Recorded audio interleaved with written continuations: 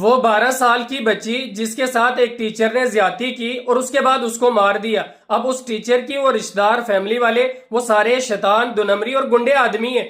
انہوں نے اس کیس کو چھپانے کے لیے نہ جانے کیا کیا نہیں کیا، اور آخر میں اس بچی کو مارنا پڑا اور مار دیا۔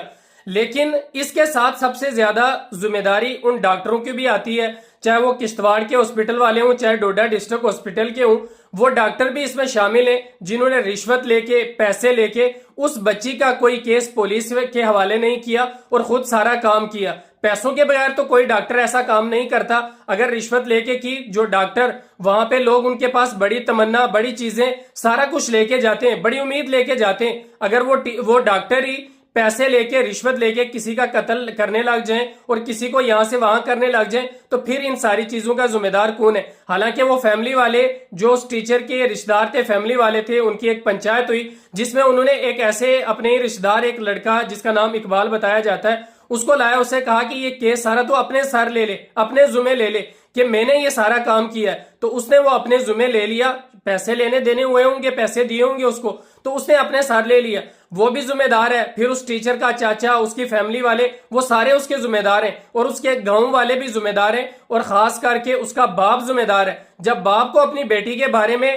پنچایت ہوئی، ساری چیزیں ہوئی، چلو رفع دفع کر کے جیسا بھی ہو گیا، لیکن جب ہاسپٹل میں بیٹی کو درد ہوا اور ہاسپٹل لے گئے، بچہ پیٹ میں نکلا، حاملہ تھی وہ بچی چھوٹی، تو باپ کو پھر تو کچھ سوچنا چاہیے تھا، کم سے کم ہوش کے ناخن لینے تھے کہ پھر وہ جب گھر میں آیا تو آ کے وہ جو تمہارے بچی کے دشمن ہیں، بچی کے جان کے دشمن ہیں، ان کو آ کے یہ ساری چیزیں بتانے کی ضرورت نہیں تھی۔ سیدھا پولیس کے پاس جانا تھا اور پولیس والوں کو جا کے سارا معاملہ بتانا تھا، بچی کی جان بچ جاتی، بچی کا اچھا ٹریٹمنٹ ہوتا، جو بھی ہوتا بچ جاتی۔ لیکن باپ نے آ کے ان کو بتایا، ان گنڈے لوگوں کو، ان شیطانوں کو، تو انہوں نے باپ کو ڈرایا کہ آپ کو مار دیا جائے گا، آپ جیل میں چلے جاؤ گے، آپ کی بچی بھی ختم ہو جائے گی۔ تو باپ بیچارہ پھر پتہ نہیں کیا سوچ کے خاموش ہو گیا، لیکن وہاں سے باپ کو پولیس کے پاس فوراً جانا چاہیے تھا۔ یہاں پہ باپ جتنا ذمہ دار ہے اتنے ہی وہ ذمہ دار ہیں جو ٹیچر ہے، ٹیچر کی فیملی ہے، ٹیچر کے وہ رشتہ دار ہیں، وہ سارے ذمہ دار ہیں۔ اور ان سب سے بڑا میں اگر کسی کو ذمہ دار مانتا ہوں تو وہ ڈاکٹر ہیں، جنہوں نے رشوت لے کے،